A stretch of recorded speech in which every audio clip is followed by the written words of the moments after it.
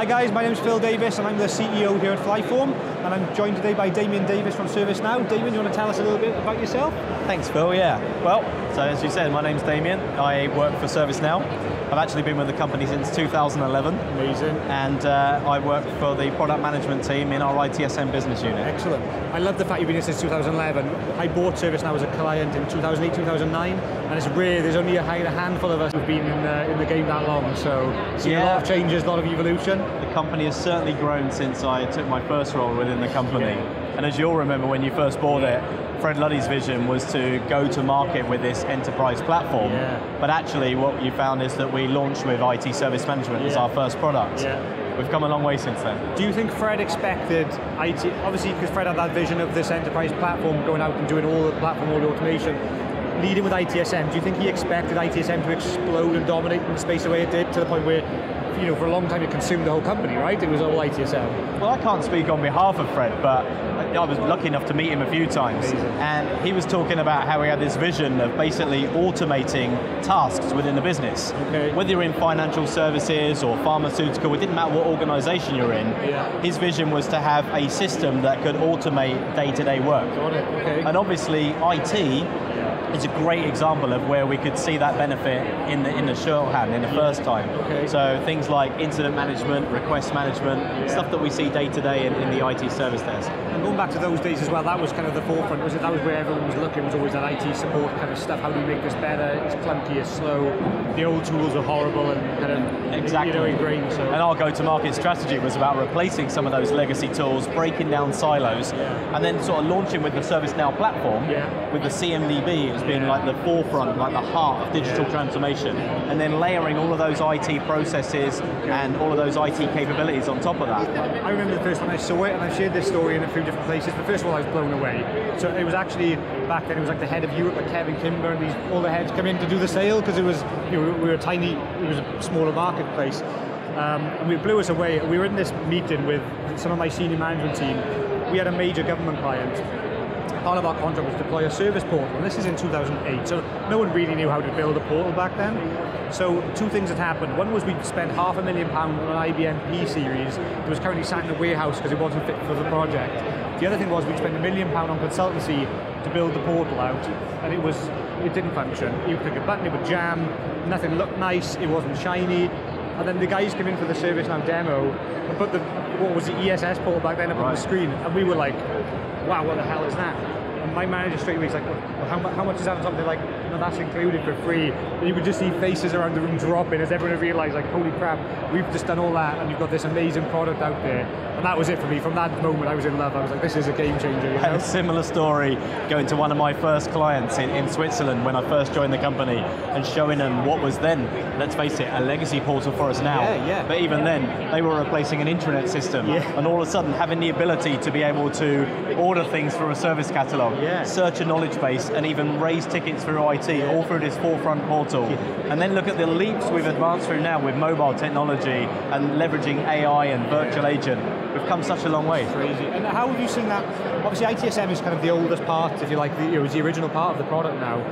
And it's the most mature, I would say. But what we keep getting surprised by is the level of innovation that you guys are still doing in that ITSM product line. So obviously you could talk us through the stuff you've done with ITSM Pro recently and what that's about, and what does kind of the future look like with that? Sure, well, ITSM is our oldest business unit within ServiceNow. You know, we've since gone to market with many other products that you're well aware of. And with ITSM Professional, what we've decided to do was hit the market with two plays.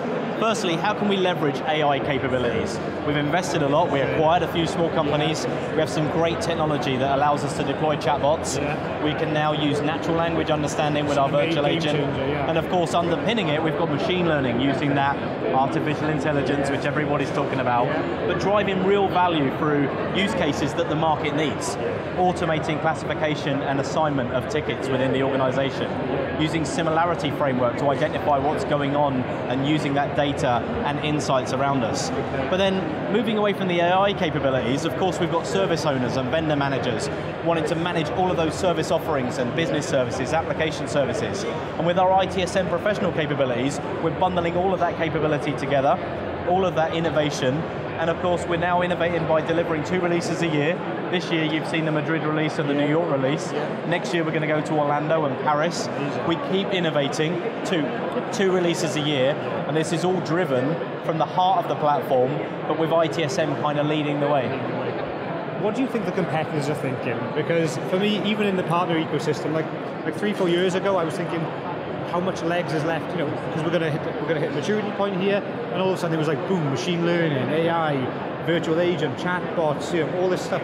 How far do you think we can, is this a kind of an infinite runway we still see in terms of just constantly ingesting this new tech and constantly innovating? And well, we've done some research, and we think in terms of total addressable market, we haven't even hit the tip of the iceberg yet. Businesses keep coming to us through our product advisory councils, through our partner engagements. Customers are telling us what they want. They say, we love what's in the product.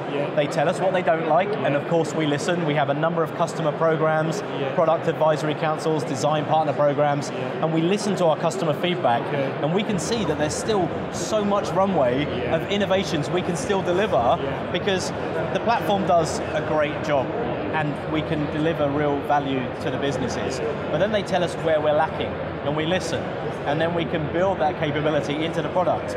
Because we have that single data model, we have that shared data insights, and that shared machine learning capabilities, we can recycle those components in the platform, and we can use them for ITSM. We can use them for IT operations management. And it becomes exponential at that point, doesn't it? When you start bolting in one or two of those things, when you start getting the third, the fourth kind of piece, and the more data and liner on the top, exactly. It just, the value, the return on that investment. Well, even in the keynote I delivered earlier today, we talked about how we combine big data with machine learning, but then throw action on top of it. Because ultimately what we're trying to do is deliver action, we're trying to improve employee experience, we're trying to improve customer experience, and we're trying to make sure those innovations are making everybody happy. And employees as well as customers demand it these days, right? Because I know there's been a lot of, we were obviously all, even in the partner ecosystem, very cognizant of the need for the consumerizing the enterprise at one point, making things, we want to come to work, you want this stuff to feel better.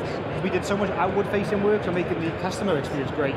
But now we're seeing a lot of shift as well, especially in ITSM, around making the agent experience better. So the agent workspaces, other bits and pieces. Well, they're innovations we've delivered this year, and our vision, CJ, our Chief Product Officer, said we want to deliver those consumer experiences in the workplace. We've seen in many examples where people have technology in the palm of their hands through mobiles. Think about examples like Uber, Amazon, Netflix, technology that just works.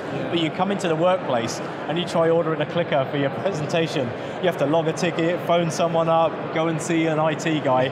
Why can't we have that automation that we have in our personal lives? And ServiceNow, through our mobile technology, through the mobile agent app, the Now agent, the Now mobile app, we can now deliver those great consumer experiences in the workplace. One of the things I always remember working in an IT service provider of all places, in fact we put ServiceNow in years ago, you talk about ordering clickers, I actually ended up ordering my own. So I ended up getting to the point where I just order my own on Amazon, just because the company is incapable of supplying me with the tech I need to do the job, and they're incapable of getting it through the system. You end up just doing your own. It's like, these days people won't accept that. You come to is work that a technology constraint or a process constraint? It's true, it's a great question. And back then it was definitely a process constraint. If someone could have come in and outlined the process, and they had the ServiceNow there, we could have easily built that in, but people aren't getting, back then especially, weren't getting to the right mindset. They didn't believe, And because we at ServiceNow believe the technology capability is there, we're also now trying to be very prescriptive for our customers.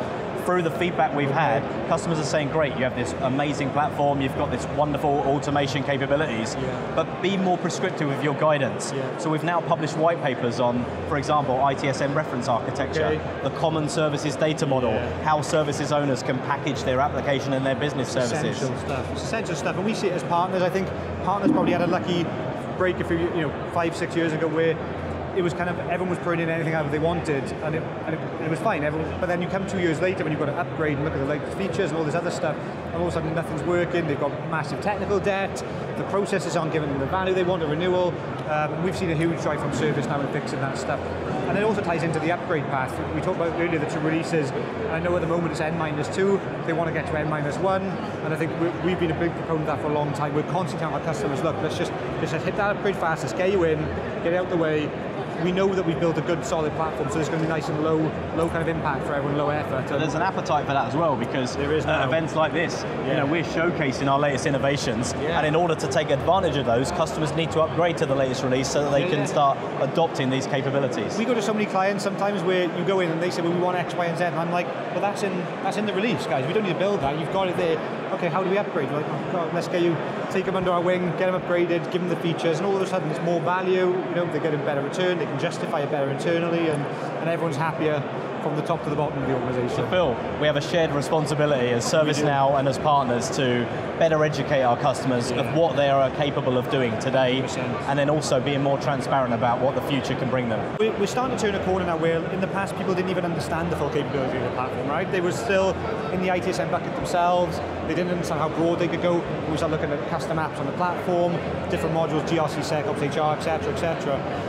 So I think educating them to do it is key. We go into some of them, we show them this, and they're like, it does all that? We're like, hell yeah, it does all that. And all we got to do, you already stood up, we just got to light up some licensing here and we can get you on board, Absolutely. But I think, as an aside from that, I think the partners have to take a big responsibility in that success of the journey. Obviously, jointly with ServiceNow, I think you have the nail on the head, but I think the partners have got to go in and be accountable. Like back 5-10 years ago when I was being served by partners, the things that used to bother me were things like they wouldn't cleanse the data for you. So you'd have this data, they didn't want to cleanse it, or you'd have an ITSM process, incident management for say, and you'd be asking them, well, should I do it like this or that? And they're like, no, it's your process. You give us the process, we'll build it. You give us the data, we'll put it in. And it was very much this kind of hands-off, we don't want to be liable if the data's bad or the process is bad.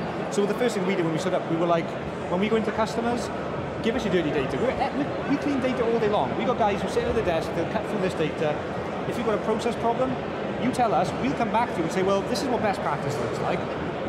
Does it work for you? Because a lot of them are under pressure for timelines and stuff. And they just say, yeah, they sign it off and it's all good. And I think getting those two bits right will really help people unlock that value and capability platform-wide. Absolutely. So why does it take too long for organizations to catch up with consumer technologies? I think it's because in enterprise organizations, we're often met with rigid controls and manual processes. And I think it's about driving cultural change within an organization rather than the technology constraints itself. Because actually, the platform capabilities, if you think about the automation, the workflow, the AI technology, consumer world, enterprise world, the technology is the same. I think it's really about how we adopt those capabilities in our organizations. And it comes back to the whole thing, doesn't it? It's human nature, people resist change. So you go to these companies, people don't want to change, they've got a tool that works over here, they've got a job that they're quite happy to just shuffle around over here. I'm trying to get, I think for customers to get those, all the stakeholders engaged early, get that culture of change ready, that we're going to do this, it's going to be great, and these are the reasons why. Hopefully that'll help people speed it up and get a better outcome at the end of it. Absolutely. So Damien, to tell you about 10 years from now, I mean for me, I would have used to have had a stab at this question, but from what I've seen even in the last 1 year, 3 year, 5 year window, even as a tech, I love technology, but I still can't tell what these guys are going to come up with and pull out the bag because it's like a dark art. And we've got stuff going on behind the scenes that even I'm not privy to. We've got a great new business unit, NowX, driving innovation within areas that I didn't even know that we were going to touch. Look at what we announced this year with financial close. The CFO is like, wow. The CFO is like, I didn't even know what financial automation was or financial close was. All of a sudden we've got this product that solves it, and the market's going, wow, where are we going next year? What are we going to start seeing ServiceNow touch? Are we going to go to space? That's crazy. It wouldn't surprise me. You're going to be something up there one day for sure.